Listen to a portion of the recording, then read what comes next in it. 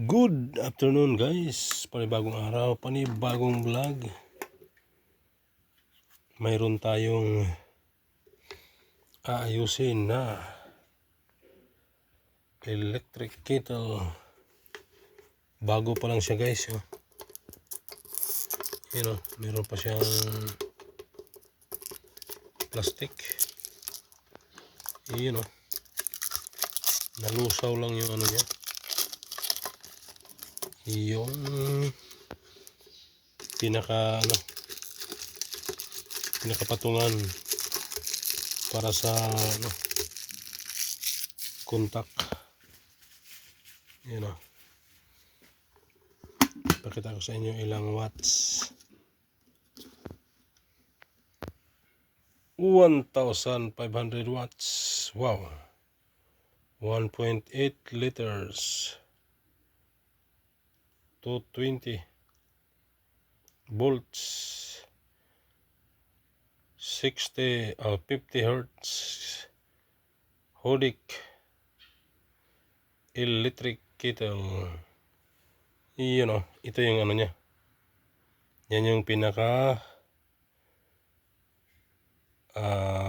linya, yung circle, tsaka yan, magkasama lang yung bilog na yan. Tapos yung dalawang bilog, single line. Yung bilog na maliit sa gitna, single line.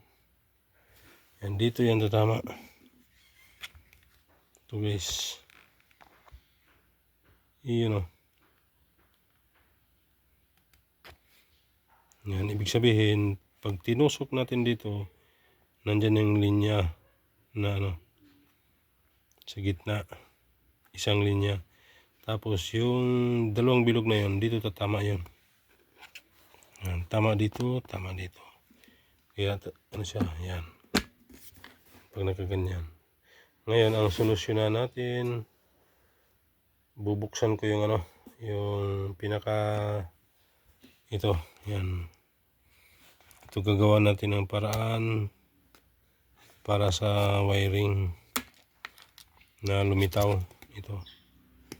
Kailangan lagyan ng protection yan. Ito. Kung paano siya nalusaw. Lalagyan natin ng balot yan. Yan. Bigay lang to guys. Bigay sa akin ng aking hipag. Ay lusaw. Lusaw. Guys. Lusaw. Yan. Ngayon, ang gagawin natin,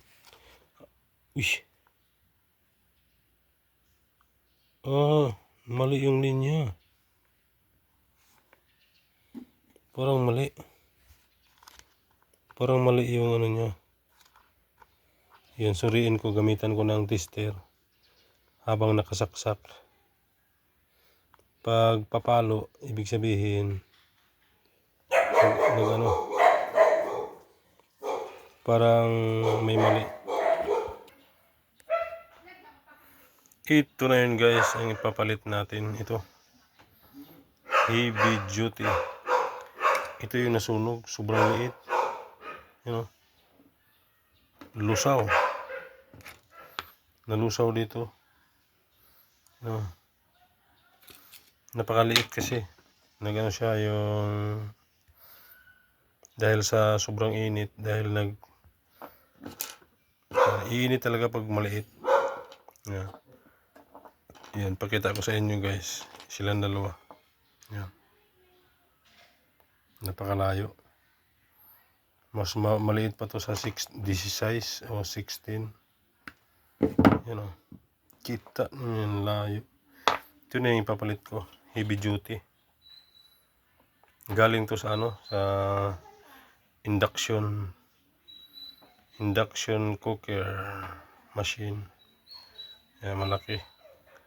6,000 watts galing. Kaya ngayon ito na yung isusubok ko.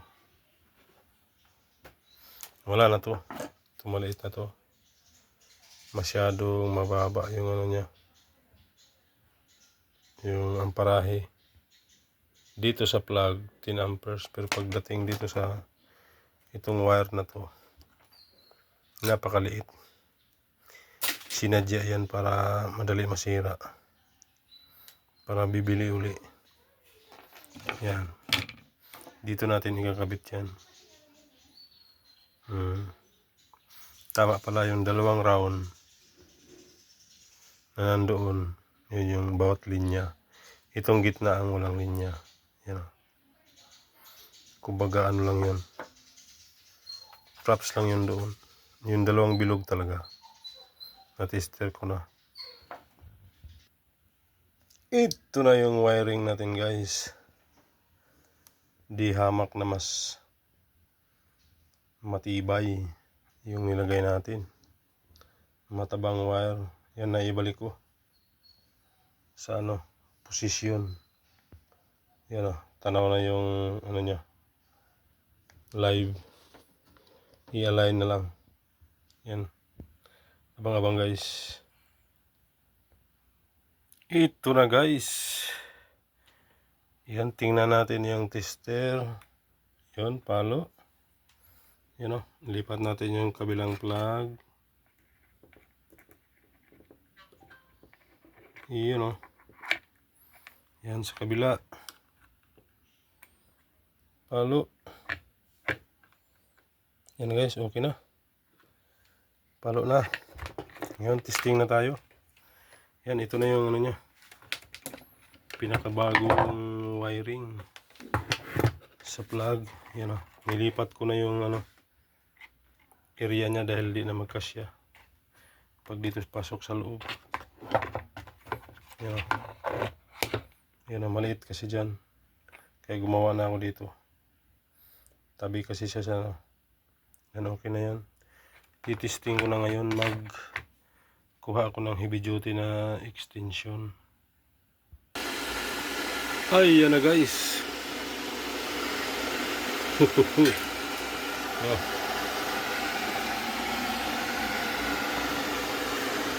Yan na. Antayin natin kung mag-automatic ba. Yun Yan, antayin ko kung mag-automatic ba. Ang niya. Yan, bagong iba na yung wire niya. Solid na. Yan. Yung kulong-kulo talaga. Yan, meron akong tubig nilagay, mga lang, nasa minimum. Yun Yan. Tingnan ko rin kung mag-automatic. Aangat yan. Tutunog yan. Itong switch na to. Yan. Yan. Kung mag-automatic ba. Yan. Kulo na. Yan. Kung mag-automatic ba. Angat yan. Yun. Yan. Naka-off na yan. Nag-automatic. Yan ayos. Yan, wala na. Bunutin na natin to. Yan guys. Babaguhin ko yung plug nito. Papalitan ko to ng heavy duty din. Yun. Ayos. Ayos na guys. Ayan By Leo.